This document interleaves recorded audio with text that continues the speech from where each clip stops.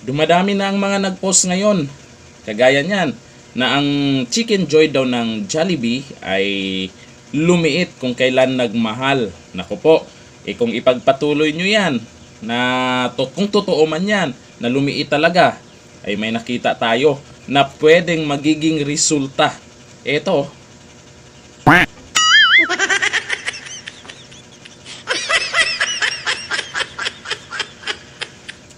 Diba? Tingnan nyo, apektado pati mascot ng Jollibee.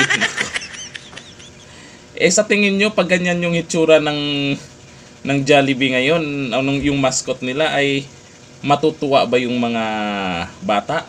Malamang sa malamang, pag yan ang nakikita nila, maaawa sila dyan.